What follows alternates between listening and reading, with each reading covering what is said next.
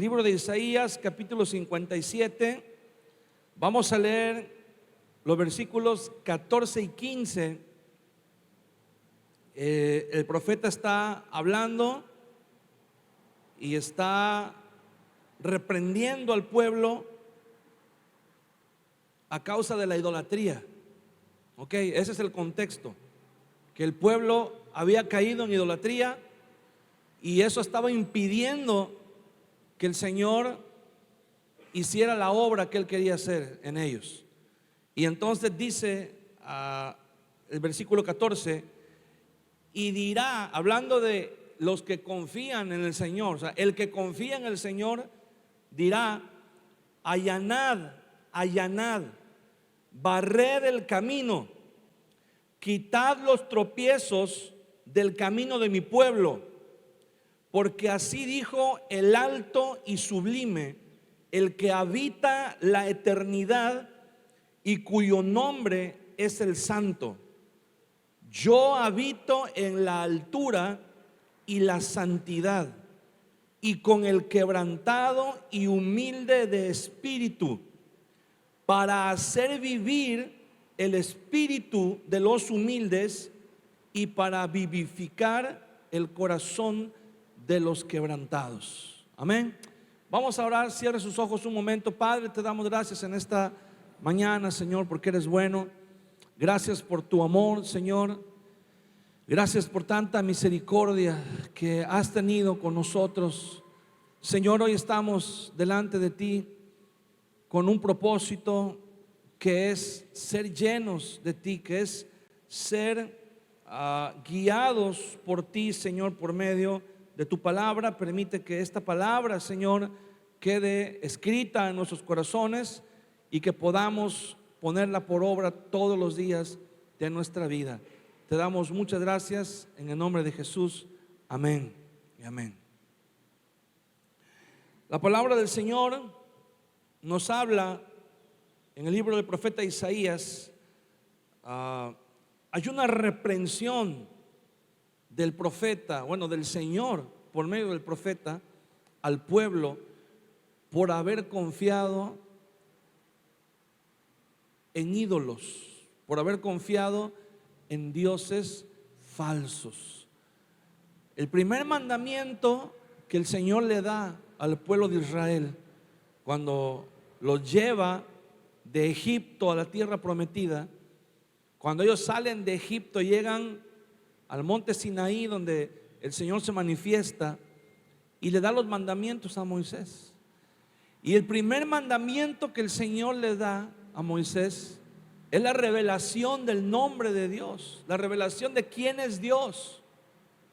Le dice el Señor: yo soy Jehová tu Dios, y no tendrás dioses ajenos delante de mí. No te inclinarás ante ellos ni los honrarás, porque yo soy Jehová tu Dios, celoso.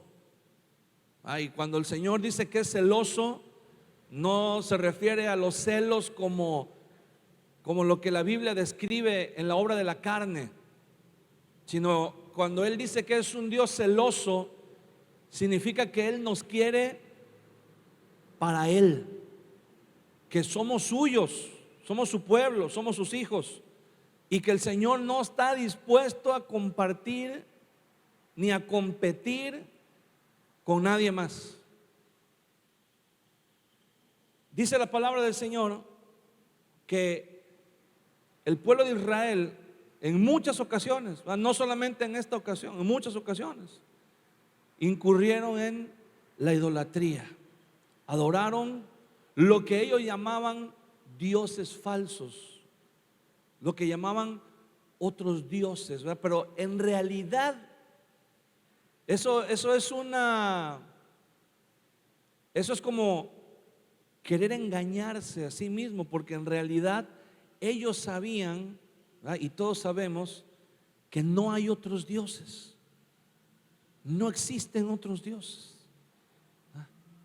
La gente puede decir o puede creer, ¿verdad? Hay muchos dioses. No. No hay dioses. Nada más hay un solo Dios, ¿verdad? Y hay un solo camino para llegar al Señor, que es a través de Jesucristo. Y ese único camino, mire, hay gente que piensa y dice, si Dios es tan bueno, ¿por qué solamente dejó un camino para llegar a Él? ¿Por qué solamente dejó a través de Jesús, ¿verdad? Y entonces las otras religiones, ¿dónde quedan, verdad? Si también son buenos, si también enseñan cosas buenas, si también tienen cosas positivas. Pero la palabra del Señor dice que solamente hay un camino para llegar al Padre, que es a través del Señor Jesús, ¿no? Y mucha gente dice, pero ¿por qué si Dios es tan bueno, por qué nada más dejó un camino? Bueno, te voy a decir algo. Dios es bueno, pero también es un Dios justo. ¿Y sabes qué es lo justo? Lo justo era que no hubiera dejado ni un camino, porque la humanidad hemos demostrado una y otra vez que no nos gusta, que no es nuestro principal deseo, nuestro principal propósito ir hacia el Señor. Y el Señor en su misericordia nos dejó un camino, pero ese camino, hermano, no es fácil de caminar, no es fácil de transitar. Y entonces muchas veces la gente dice, ese camino no me gusta, como que no se ajusta a mi idea, a mi pensamiento de lo que debería ser Dios. Fíjese, hay gente que tiene en su mente el concepto de que Dios debería ser así, Dios debería hacer esto. Y a veces queremos que Dios se ajuste a lo que nosotros queremos o pensamos. Y decimos, si Dios existe, pues que haga esto, ¿verdad? O si Dios es real, pues que pase esto. O si Dios de verdad me ama o de verdad tiene un propósito para mi vida, pues que me traiga esto, ¿verdad? O que me dé tal o cual cosa. Y queremos que Dios se adapte o que Dios manifieste, ¿verdad? Que algo así como que está, como si Dios estuviera para cumplir nuestros deseos. Y cuando nos damos cuenta que Dios no es así, entonces el ser humano en su necedad, en su obstinación, dice, bueno, pues si Dios no se hace como yo quiero que sea, o si Dios no actúa como yo quiero que actúe, pues entonces me voy a inventar un Dios que sea como yo quiero que sea y que actúe como yo necesito que actúe. Y entonces cada quien se fabrica su Dios. Cada quien dice, no, yo creo en un Dios, pero en el Dios que es así. No, y para que yo creyera en Dios, Dios debería ser así. Y comenzamos a crearnos nuestros propios conceptos de Dios. Y todo eso, hermano, todas las ideas preconcebidas que nosotros podamos tener acerca de Dios se convierten, cuando de verdad tenemos la intención de acercarnos a Dios, todas esas conceptos que nosotros tenemos de Dios, todos esos prejuicios, todas esas ideas preconcebidas que tenemos de Dios, o esos falsos dioses, como los llama la Biblia, se convierten en obstáculos que no nos dejan ver y no nos dejan llegar a donde Dios quiere que lleguemos, a donde Dios quiere que vayamos, al conocimiento de Él, a un encuentro personal con Él. Cuando venimos a la iglesia muchas veces decimos, yo vengo porque yo quiero que Dios haga esto que yo le estoy pidiendo, ¿verdad? Y cuando venimos a la iglesia y comenzamos a estudiar la palabra de Dios y nos damos cuenta que no es Dios el que tiene que adaptarse a nosotros, a nuestros deseos, a nuestros sueños, a nuestros propósitos, sino todo lo contrario. Somos nosotros los que tenemos que ajustarnos y adaptarnos al plan de Dios. Entonces muchas veces no nos gusta. Muchas veces decimos, este Dios como que no me cae bien este Dios, ¿verdad? Como que no, nos vamos a llevar bien. Y entonces dice, no, me voy a buscar otro Dios. Me voy a buscar un Dios que sea como, y de repente, ¿verdad? Allá afuera te vas a encontrar a alguien que te va a decir, no, sí, mira, Dios es así como tú dices, así es. Y ven, mira, aquí vamos a reunirnos y entonces se convierte en otra cosa. Y eso se convierte en un obstáculo. Y muchas veces, hermano, cuando venimos a la iglesia y queremos encontrarnos con ese Dios verdadero, encontramos que tenemos obstáculos. Es que a mí me enseñaron que Dios es así.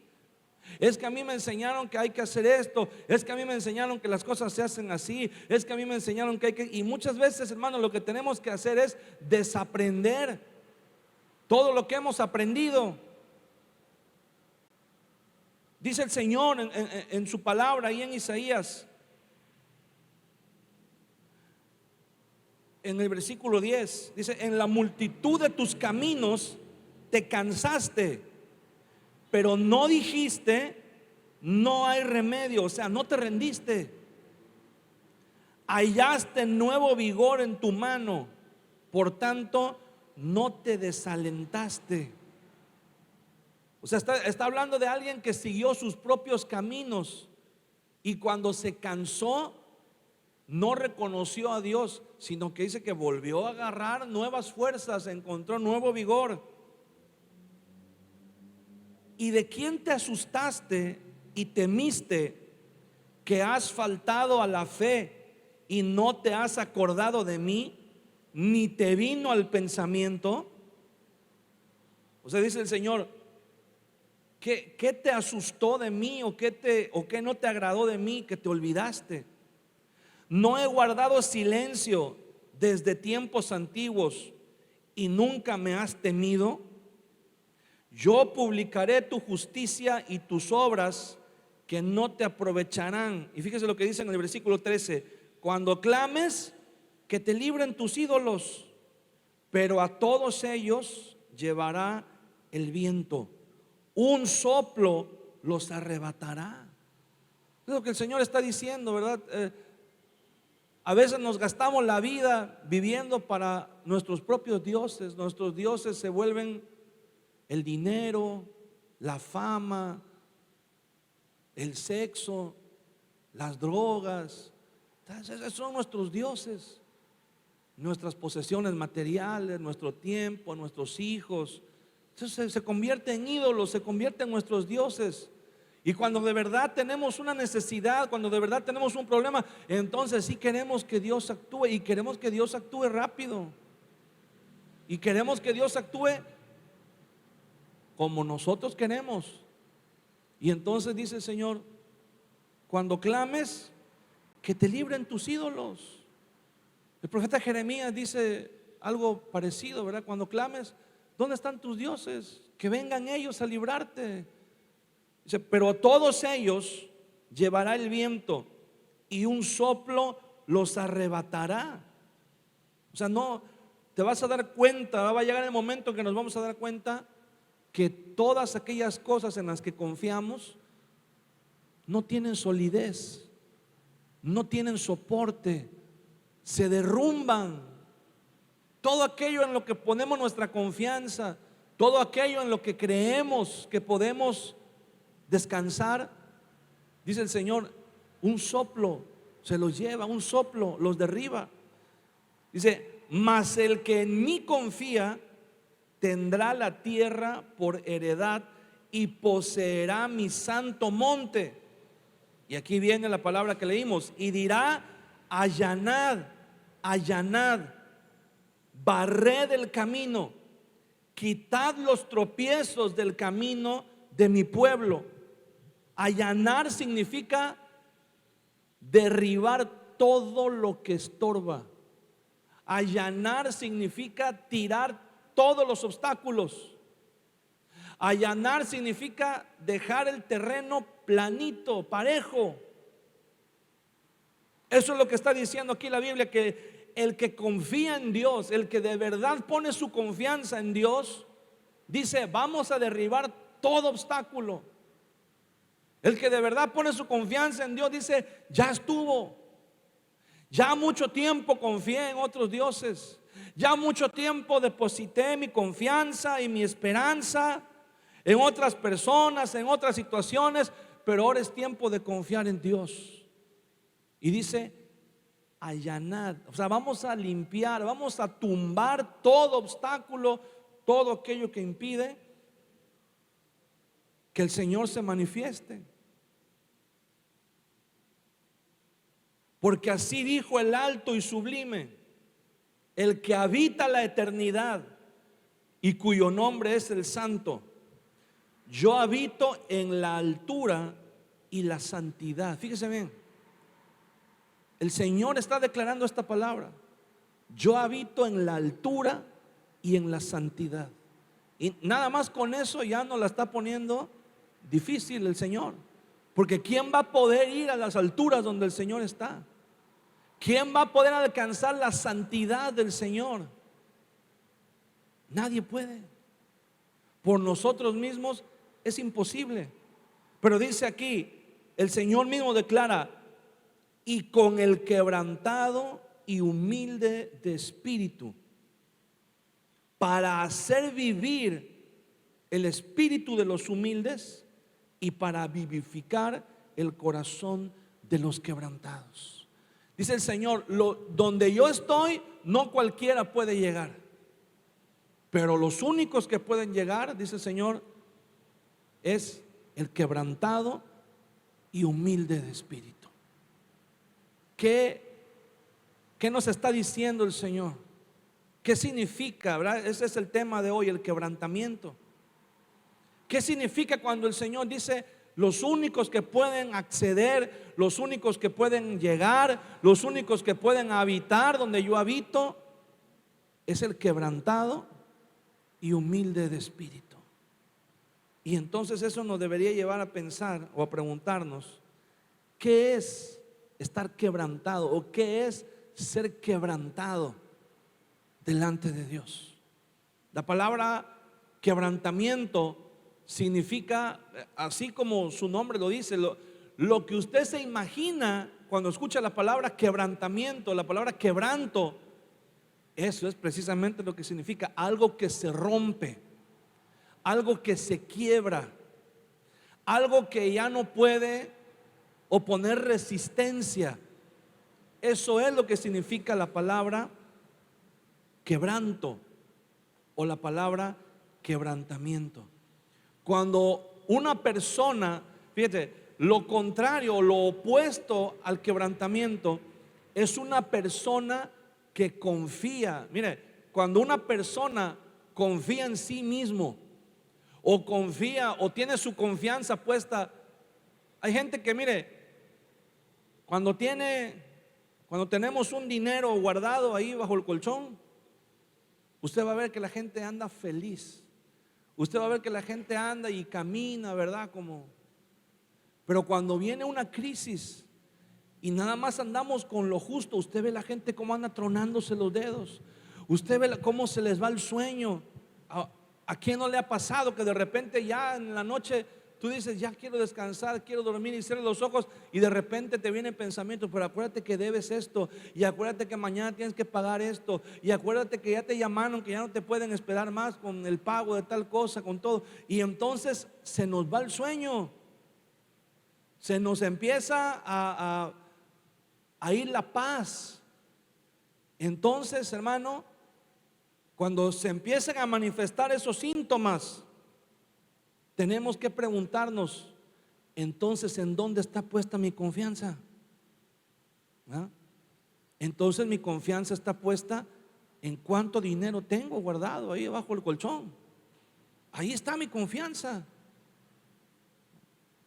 Entonces, si el mayor temor que yo tengo es que mi esposa, mi esposo me abandone, y entonces digo, ¿qué va a pasar? ¿Verdad? Se me va a venir el mundo abajo, ya no voy a poder seguir, mejor me cuelgo ahí de la regadera, ¿verdad? ¿O qué hago? Y entonces, en ese momento nos tenemos que preguntar, ¿en quién está puesta mi confianza entonces? ¿Verdad? ¿En dónde está puesta mi confianza? Hay gente que dice, no, mira, ya está todo resuelto, ya tenemos asegurado y garantizado todo, nada más lo único que necesitamos es que gane tal partido en las elecciones, ¿verdad? Si gana ese, no, hombre, ya la tenemos. Pero, ¿y si pierde? No, ni lo digas. Bueno, entonces, ¿en dónde está puesta tu confianza? ¿En dónde está puesta tu esperanza? ¿En un candidato? ¿En una persona? ¿En el dinero? ¿En tus capacidades? ¿En tu fuerza? ¿En tu inteligencia? ¿Ahí está puesta tu confianza? Bueno, todo eso te va a impedir que veas lo que Dios tiene para ti, y mucho más, ¿verdad? Te va a impedir que alcances, que llegues a esa meta. Y por eso dice la Biblia, el que confía en mí tendrá la tierra por heredad y poseerá mi santo nombre, y dirá, allanad, barred el camino, quitad los tropiezos. O sea, el que realmente confía en Dios, hermano, se suelta de todo lo demás.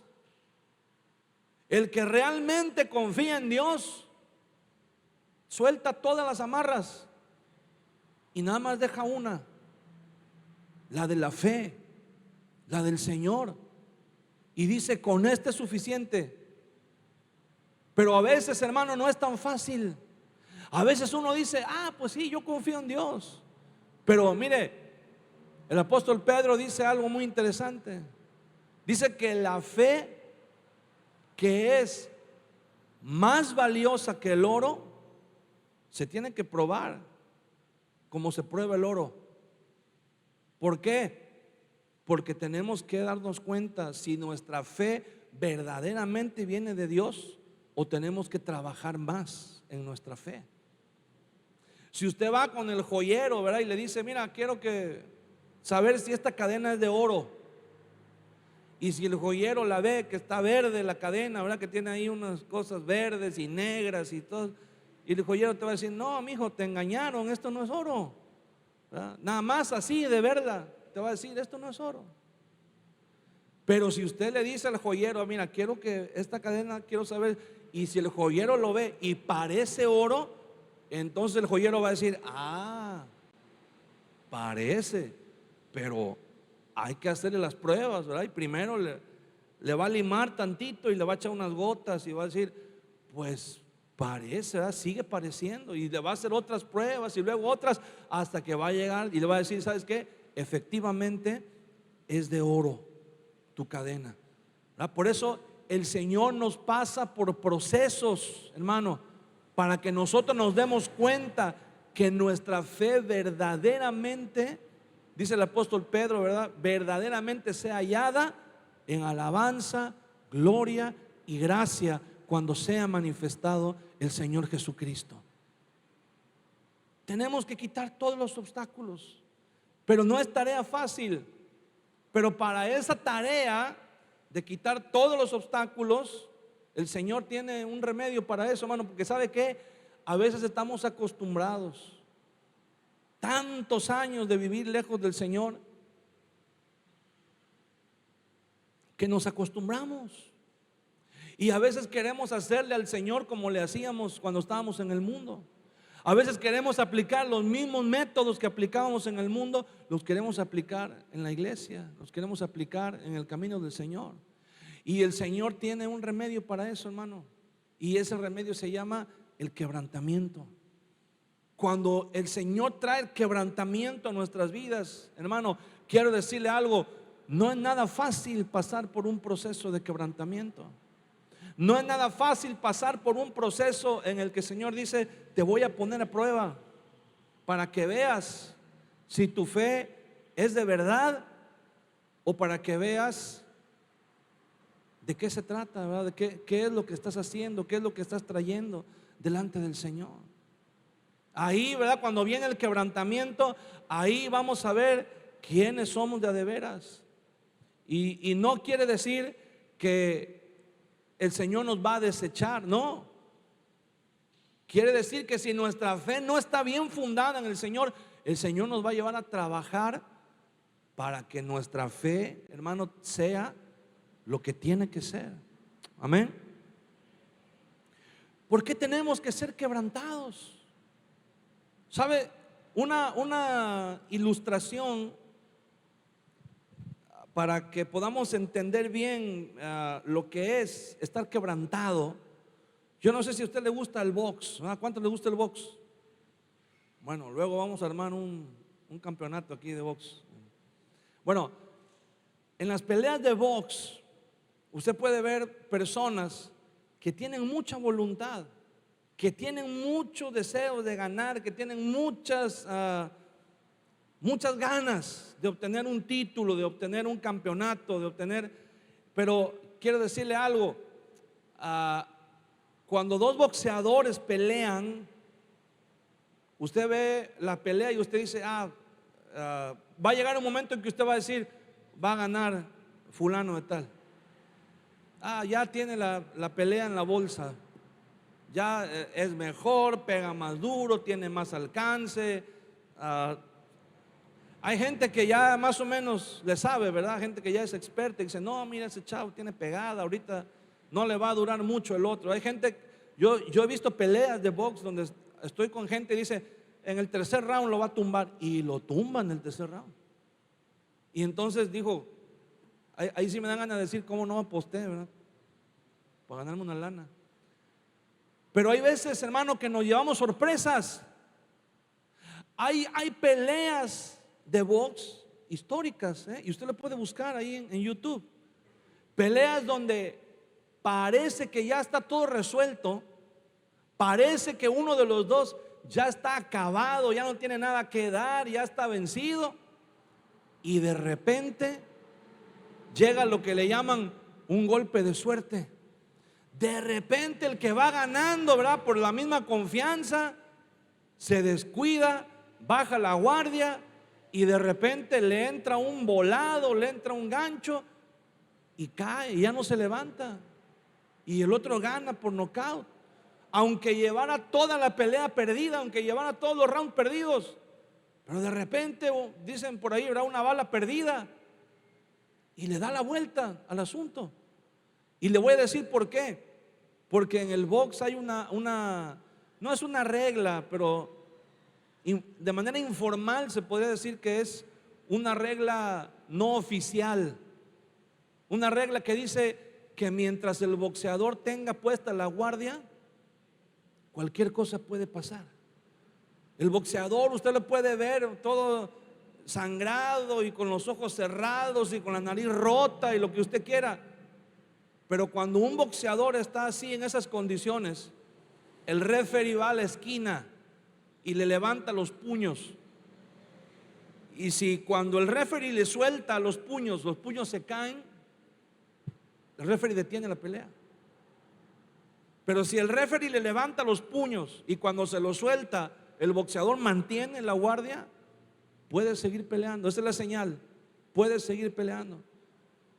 Cuando el boxeador ya no es capaz de levantar las manos, de mantener la guardia, entonces la pelea se acabó. Entonces, si el referee permite que la pelea continúe y ese boxeador termina lastimado o termina en malas condiciones, como ha sucedido, hay una responsabilidad sobre el referee. Pero le voy a decir algo, a veces Dios permite, hermano, que en la vida nos llueva así como los boxeadores. Hay veces que la vida nos pone contra las cuerdas y nos da durísimo, y cualquiera que nos ve dice, pobrecito, mira cómo le está yendo. Pobrecito, mira, se enfermó. Pobrecito, mira, se quedó sin dinero. Oye, mira, lo dejaron o la dejaron, ¿verdad? Pobrecito. Oye, mira cómo le está yendo de mal. No, hombre, lo corrieron del trabajo. No, se le juntaron todos los males. Y uno podría decir, pobre hombre o pobre mujer, ¿verdad? Todo se le juntó, todo le cayó encima. Pero cuando Dios viene a querer tratar con nuestra vida, cuando Dios quiere venir a decirnos, mira, yo voy a hacer esto, ¿sabe qué hacemos? Así como estamos, pero le levantamos la guardia al Señor y le decimos, no, todavía puedo seguir, todavía no estoy cansado, todavía puedo continuar. Y el Señor dice, ah, bueno, si todavía puedes, pues dale. Y seguimos, hermano. Y así nos la podemos llevar años. Y podemos venir, ¿verdad?, delante del Señor y estar todos casi derrotados y acabados y todo.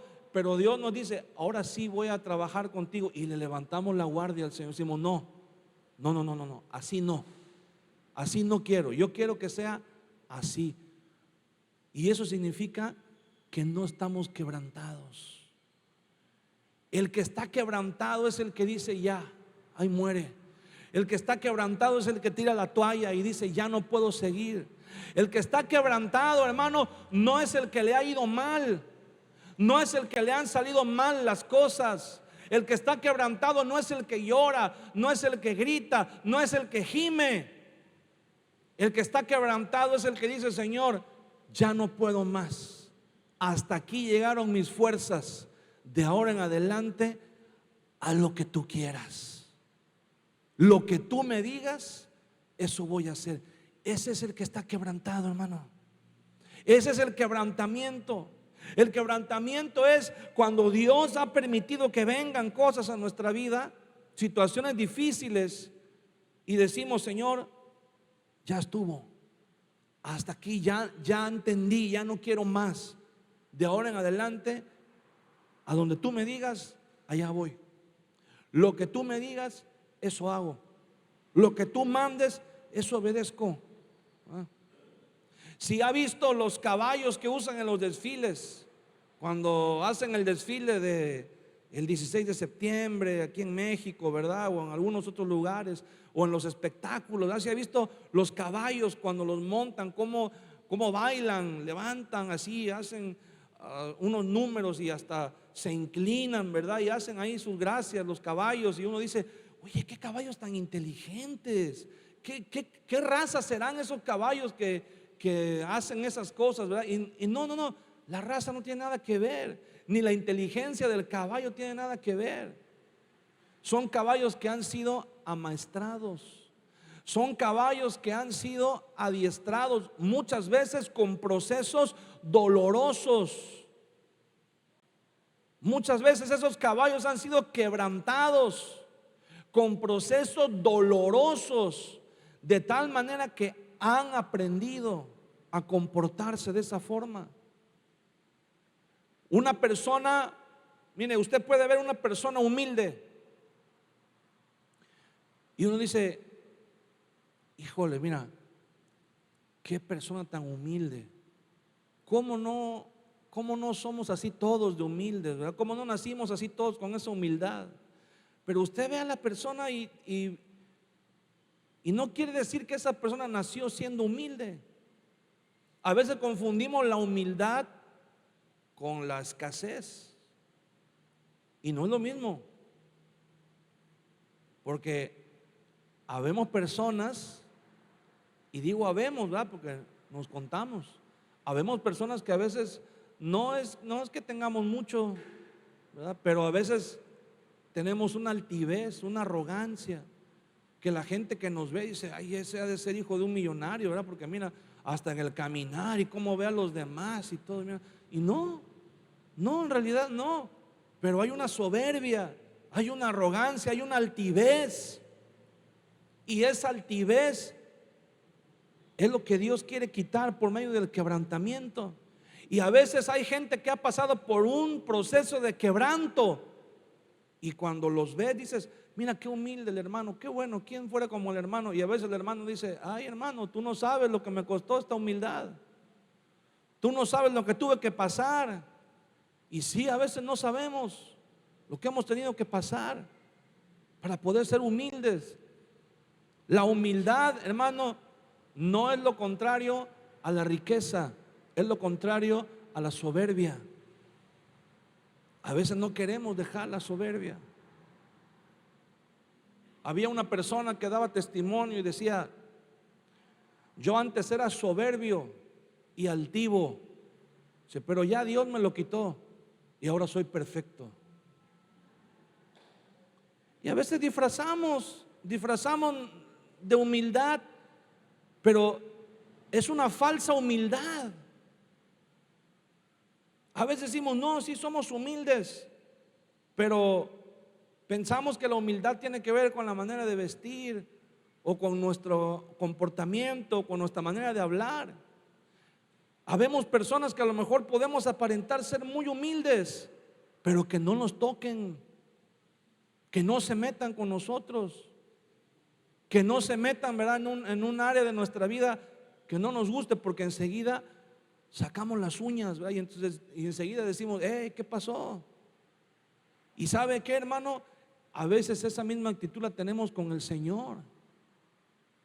A veces le decimos al Señor: Señor, yo vengo a la iglesia y yo canto y yo oro y yo lo que tú quieras, pero a mí que no me digan que yo tengo que hacer esto, a mí que no me digan que yo tengo que dejar esto, a mí que no me digan que yo, porque ahí sí no, ¿verdad? Y le ponemos condiciones al Señor. Hay una historia en la Biblia de un hombre que fue llamado por Dios. Mire, hermano, para terminar con los caballos, hay caballos que son muy grandes, muy fuertes, pero que no se dejan amaestrar, no se dejan enseñar. Y hay caballos que usted los ve y aparentemente uno puede decir: ay, mira ese caballo, medio corriente, ¿verdad? No se ve que sea de pura sangre, no se ve que sea un caballo fino, ni siquiera se ve un caballo bonito, pero es un caballo que obedece la rienda.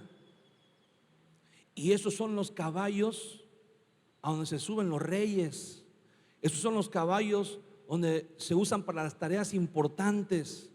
Hay caballos que se ven muy grandes, muy bonitos, de raza, ¿verdad?, muy finos, de pura sangre, pero si no obedecen a la rienda, ese caballo para lo único que sirve es para hacer salchichas. Es para lo único que va a servir. No va a servir para otra cosa. En el libro de Éxodo capítulo 2, versículo 11, tenemos una historia muy interesante de un hombre llamado Moisés.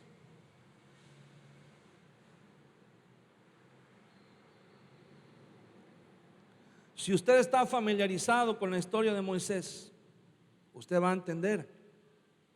Y si no, vamos a hacer una síntesis aquí.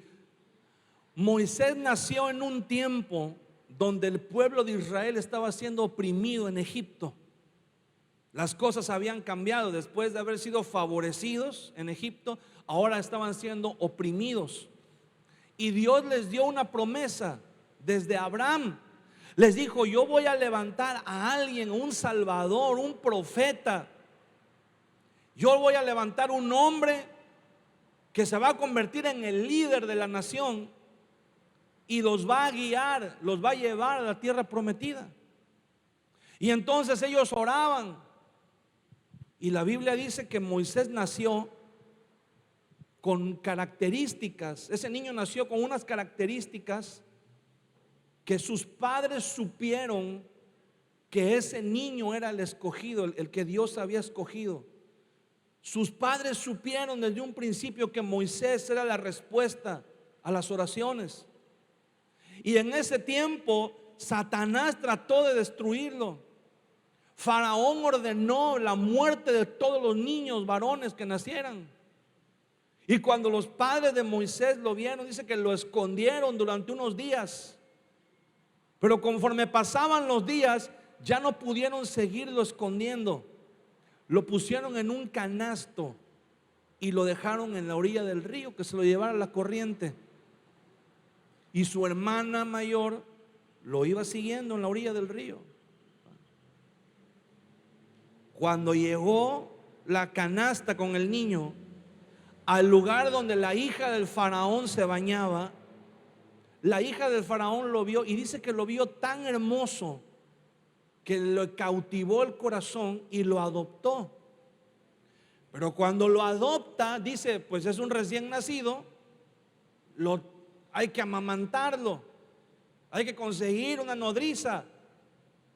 Y su hermanita de Moisés que estaba ahí dijo, yo conozco a una mujer que se murió su hijo y ella puede amamantar al bebé. Y entonces la hija de Faraón le dice, pues sí, tráela, dile que venga y ella va a ser la nodriza de este bebé. Y era su misma mamá, o sea, la mamá de Moisés fue la que lo crió, lo amamantó en el palacio de Faraón. Ahora, usted puede imaginarse todos los años de la infancia de Moisés. Su madre lo cobijó, lo amamantó. Dice la tradición judía que cuando su madre lo amamantaba, le hablaba, le cantaba, le hablaba acerca de Dios. Cuando el niño iba creciendo, le decía, hijo, tú eres la respuesta de Dios a la oración de tanta gente. Tú eres el que vas a crecer y Dios te va a usar, vas a ser el instrumento que Dios va a usar para librar al pueblo, para sacarlo. Y Moisés fue criado en el palacio de Faraón y Moisés fue criado por su propia madre. De tal manera que Moisés aprendió de Dios, pero también aprendió la cultura egipcia. Se convirtió Moisés en un soldado de élite. Moisés, dice la historia, ¿verdad? En la época que Moisés creció, los príncipes en Egipto eran adiestrados de tal manera que tenían que ser profesionales en todas las áreas. Eran ingenieros, eran músicos, eran soldados, eran luchadores, sabían cómo pelear en las batallas, eran estrategas militares, eran hombres muy virtuosos. Y fíjese, Moisés aprendió acerca de Dios, pero él no había tenido un encuentro con Dios todavía. Sabía que había un Dios y sabía que él era un instrumento de Dios. Y fíjese lo que sucedió. Éxodo capítulo 2, versículo 11.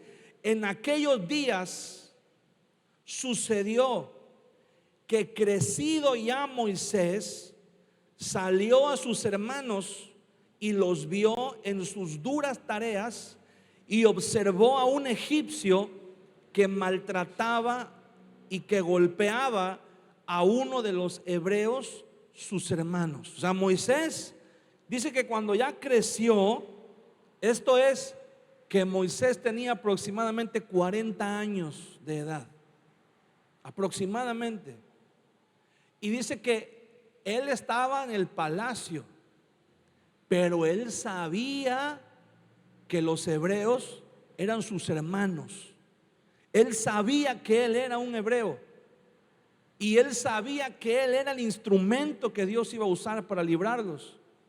Entonces él sale y ve a un egipcio que estaba golpeando a un hebreo. Versículo 12. Entonces miró a todas partes y viendo que no parecía nadie, mató al egipcio y lo escondió en la arena. Al día siguiente salió y vio a 2 hebreos que reñían. Entonces dijo al que maltrataba al otro: ¿por qué golpeas a tu prójimo? Y él respondió: ¿quién te ha puesto a ti por príncipe y juez sobre nosotros? ¿Piensas matarme como mataste al egipcio? Entonces Moisés tuvo miedo y dijo: ciertamente esto ha sido descubierto. Oyendo Faraón acerca de este hecho, procuró matar a Moisés, pero Moisés huyó de delante de Faraón y habitó en la tierra de Madián. Moisés sabía que Dios lo iba a usar, que él era el instrumento que Dios iba a usar para librar al pueblo de Israel. Un día Moisés sale y sucede lo que leímos, ¿verdad?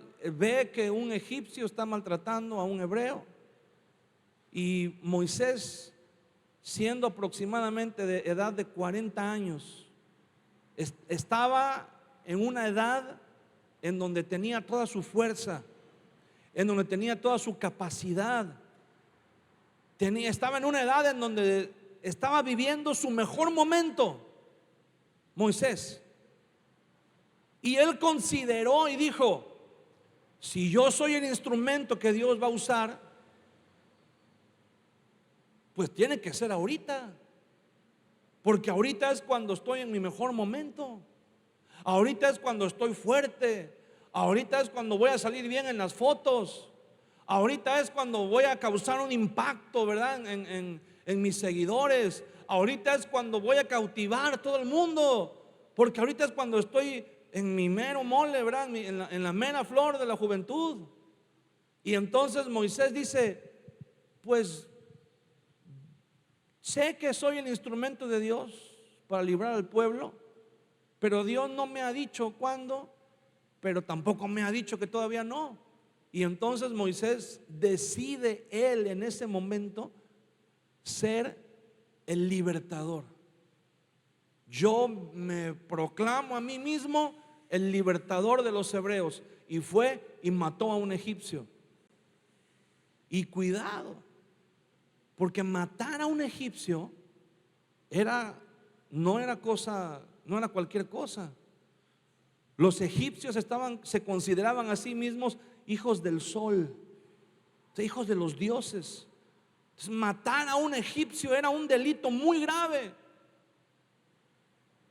Ni siquiera a Moisés se le podía perdonar haber derramado la sangre de un egipcio.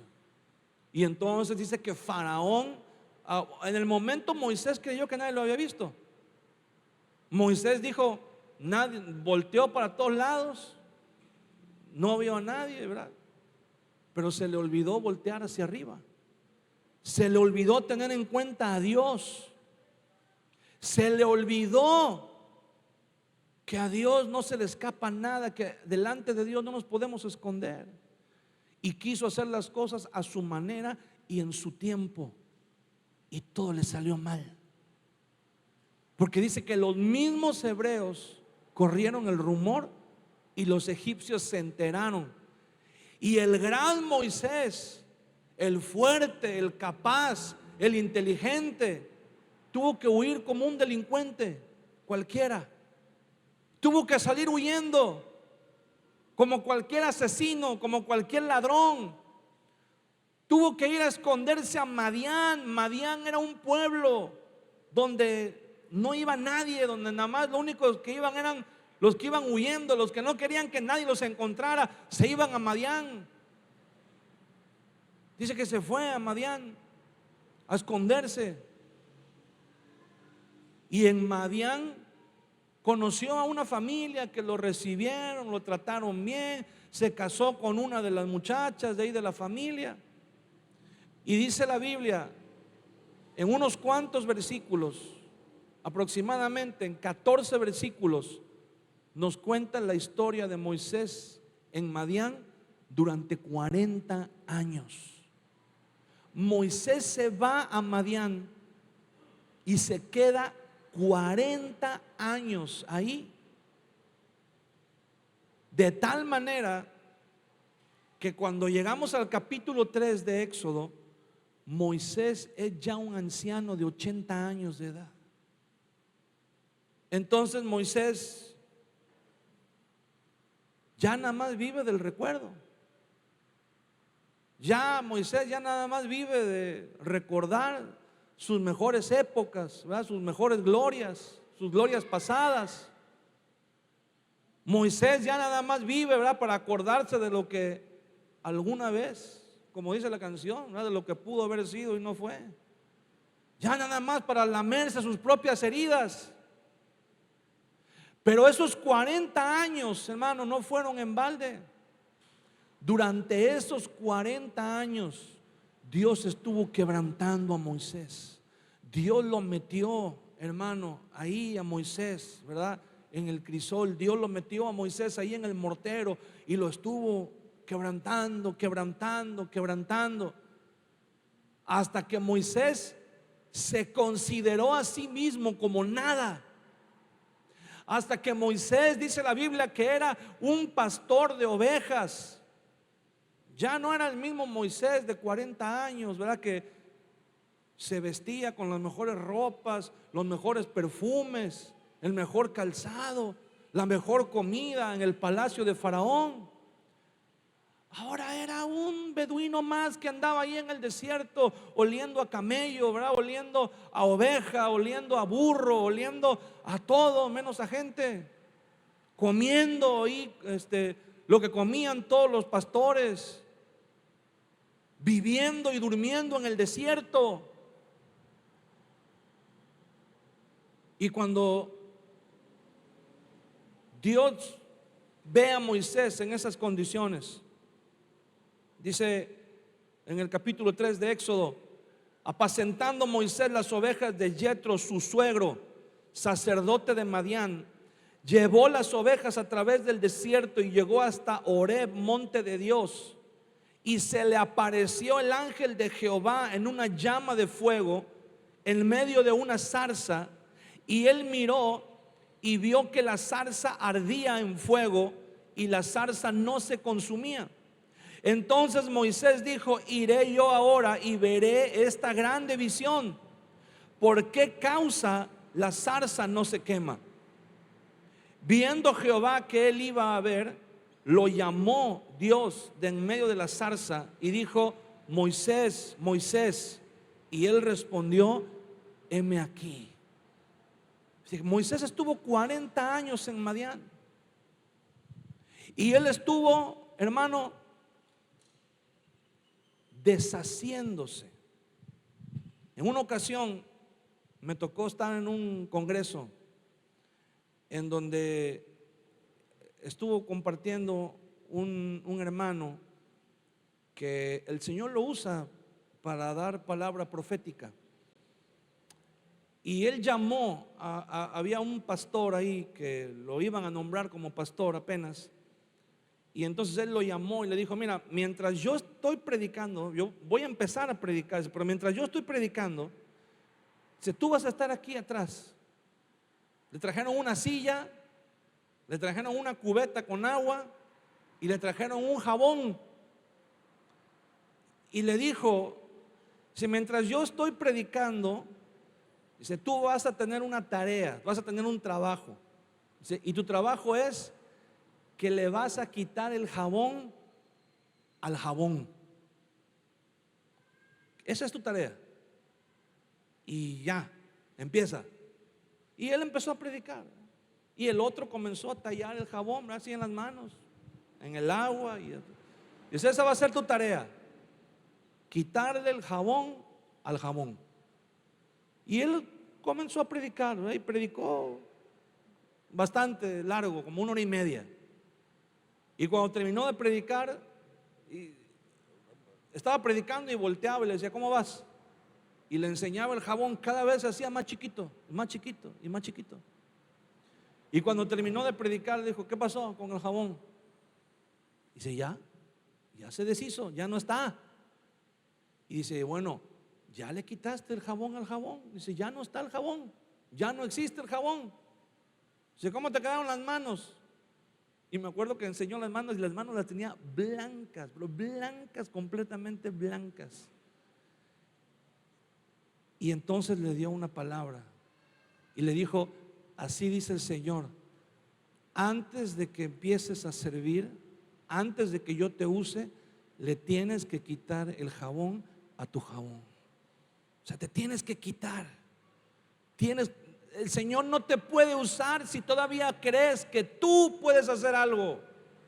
Si todavía piensas que tú puedes hacer algo por ti mismo, por lo que eres o por lo que tienes, Dios no te va a usar hasta que le quites el jabón a tu jabón. Y entonces Dios tuvo que hacerle eso a Moisés. Moisés estuvo durante 40 años quitándole el jabón a su jabón. Cuando Moisés vivía en el palacio de Faraón, él respondió. Vio a un egipcio maltratando a un hebreo y brincó, como dicen, ¿verdad? Dijo, hey, ¿qué pasó? Pero 40 años después, ¿cómo habrá sido esos 40 años en el desierto? Que cuando Dios lo llamó en la zarza, le dijo, Moisés, Moisés. ¿Y sabe cómo respondió Moisés? ¿Qué dijo Moisés? Heme aquí. Ahora, heme aquí era la respuesta que daban los criados cuando su patrón los llamaba. Los esclavos, cuando su amo los llamaba, ellos contestaban, heme aquí. La palabra heme aquí significa, aquí estoy para hacer cualquier cosa que me mandes a hacer. Eso significa heme aquí. Significa lo que tú digas, eso es lo que yo voy a hacer. ¿Qué habrá pasado durante esos 40 años? Que la respuesta de Moisés fue completamente diferente a cuando estaba en Egipto. Ahora cuando Dios lo llamó, Moisés, Moisés, él contestó, heme aquí, estoy a tus órdenes, lo que tú digas. Eso es lo que significa heme aquí. Y entonces Moisés pudo guiar al pueblo de Israel durante otros 40 años en el desierto. ¿Por qué Dios permitió que Moisés estuviera 40 años solo en el desierto y después otros 40 años, hermano? Porque tú no le puedes enseñar a otros lo que no has vivido.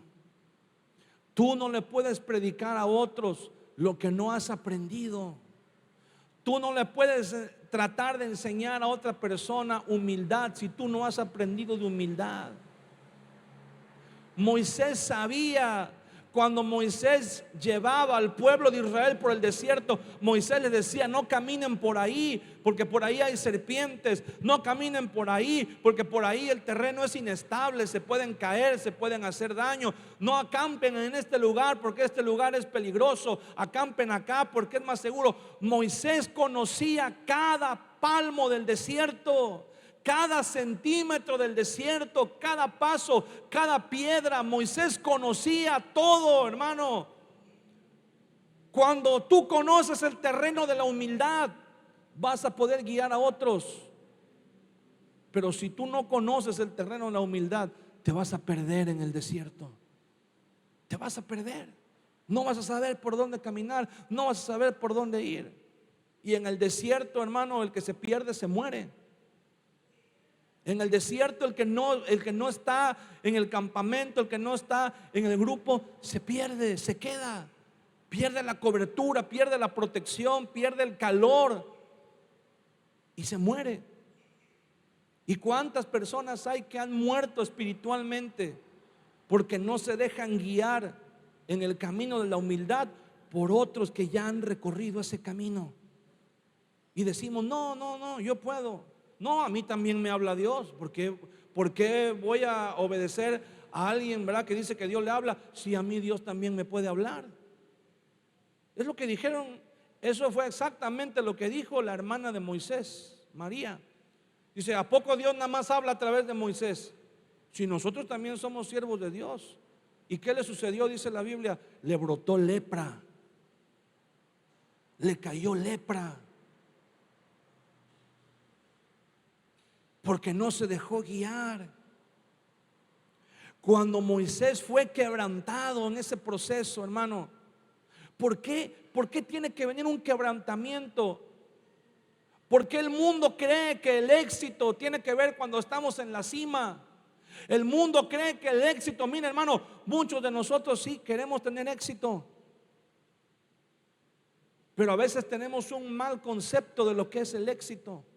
A veces creemos en el éxito como el mundo cree en el éxito, como el mundo lo ve, así lo vemos. Pero Dios nos habla de otro éxito. La Biblia dice que uno de los discípulos de Jesús se le acercó un día mientras estaba dando un discurso y le dijo: maestro, ahí vinieron unos filósofos griegos que te quieren escuchar. Y cuando le dijo esto, el Señor sabía que los filósofos estaban ahí, los griegos estaban ahí.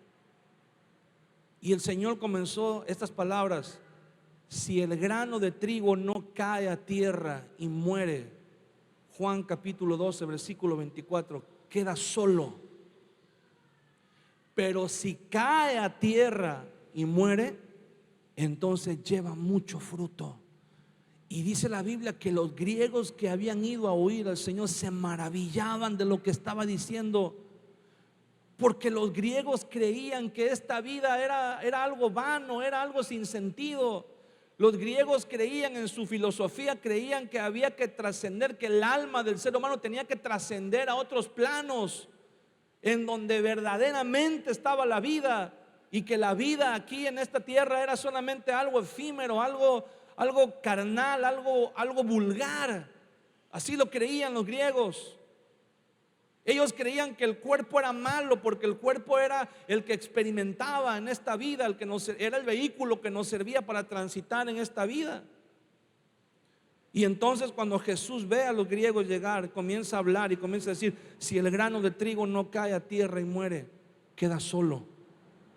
Pero si cae a tierra y muere, entonces lleva mucho fruto. Y los griegos se asombraron y dijeron: qué maravilla, qué sabiduría, qué hombre. Porque lo que el Señor estaba diciendo es, hermano, que a veces queremos conservar nuestro grano de trigo, que es nuestra vida, que es nuestra seguridad, que es nuestra confianza en nosotros mismos, y la queremos conservar. Pero esa vida de vivir para uno mismo no da fruto. La única manera de que nuestra vida verdaderamente dé fruto, dice, es que caiga a tierra y muera. Cuando el grano de trigo entra en contacto con la tierra, hermano, cuando cualquier semilla entra en contacto con la tierra, la naturaleza es germinar. Usted no tiene que orarle, usted no tiene que decirle, usted no tiene que hablarle, usted no tiene que hacer nada. La naturaleza de la semilla en contacto con la tierra es germinar y dar fruto. Pero para eso la semilla tiene que morir. Lo primero que sucede es que la semilla se revienta, se parte, muere. El grano de trigo muere para darle vida, para darle paso a una planta nueva que va a llevar mucho fruto. Si nosotros queremos llevar mucho fruto, hermano, tenemos que morir a nosotros mismos. Jesús dice: el que guarda su vida la perderá, pero el que entrega su vida por causa de mí, para vida eterna la guardará. Si nosotros pretendemos vivir para nosotros mismos, hermano, nuestra vida es como agua entre las manos. Es como cuando usted intenta retener agua así entre las manos. No importa lo que haga, tarde o temprano se le va a escurrir entre los dedos y no le va a quedar nada. Usted quiere vivir para sus propios placeres, para sus propios deleites, viva. Pero ¿cuánto tiempo va usted a poder vivir en esa condición? Supongamos que nos va bien y vivimos 80, 90 años y ahí se acabó. Pero el que entrega su vida para servirle a Dios y muere a las cosas de este mundo, te van a decir: ay, no seas tonto, mira, disfruta la vida, solo se vive una vez. Pues por eso, porque solo se vive una vez, quiero vivir para Cristo. Cuando la gente te dice: no seas tonto, mira, eso de la religión, eso que estés ahí en la iglesia, no, hombre, te estás perdiendo lo mero bueno. Te estás perdiendo la vida, disfrutar el mundo, lo que nos ofrece, ¿verdad? Todo. Sí, nos estamos perdiendo aparentemente, ¿verdad? Esta vida. Pero dice el Señor Jesús: el que entrega su vida por causa de mí. O sea, el que deja de vivir para el mundo y vive para Cristo, dice el Señor, para vida eterna la guardará. Hay una eternidad, hermano, que espera por nosotros. Hay una eternidad en donde verdaderamente vamos a vivir con el Señor, en donde las cosas de este mundo no se comparan con lo que el Señor tiene preparado para nosotros. Pero muchas veces queremos vivir esta vida, nos entretenemos, ¿verdad? Muchas veces lo hemos dicho, es como si te ganas la lotería y te ganas 100 millones de pesos y corres, ¿verdad? Con el billete, corres a cobrar los 100 millones de pesos, pero en el camino te encuentras 100 pesos tirados en monedas de a peso y te pones a recogerlos uno por uno hasta que recoges los 100 pesos. Y cuando llegas a canjear el boleto ganador, ya cerraron, ya no se puede, ya se acabó, ya pasó tu oportunidad, ya pasó tu chance y te perdiste una bendición muy grande por andar recogiendo morralla. Y eso es lo que nos pasa, hermano, la mayoría de los seres humanos. Nos perdemos la bendición más grande, nos perdemos la eternidad por estar recogiendo morralla en esta vida, por estar disfrutando pequeñeces en este mundo, cosas efímeras, pasajeras. Nos perdemos la gloria que Dios tiene preparada para nosotros, hermano. Si Dios te está pasando por un proceso de quebranto, no te salgas del molcajete, hermano. Dile al que está a un lado, dile, no te salgas del molcajete, hermano. Si sientes las pedradas, no te salgas del molcajete, ahí quédate. Dios está haciendo algo en tu vida. Dios te está preparando para ser usado, pero Dios no te puede usar así como estás, hermano, porque si Dios te usa así como estás, si Dios hubiera usado a Moisés para librar al pueblo, en ese momento Moisés hubiera dicho, pues mira, fue con mi fuerza, fue con mi sabiduría, fue con mi astucia, ¿verdad? Fue con mis capacidades, fue con mi inteligencia. Pero 40 años después, cuando Moisés era un anciano, cuando ya no tenía nada que dar, cuando ya no tenía posibilidades, Moisés le dijo al Señor, Señor, pero mira cómo estoy, ya estoy anciano, ya no puedo ni caminar, ya no puedo ni dormir bien, ya no puedo nada. Y entonces Dios le dice, pues entonces ahora, Moisés, eres el candidato perfecto, porque así cuando sucedan las cosas, tú vas a estar seguro que fui yo y no fue tu fuerza, que fui yo y no fue tu inteligencia, que fui yo y no fue tu capacidad. Y entonces vas a estar listo para darle la gloria a Dios. Salmo 34.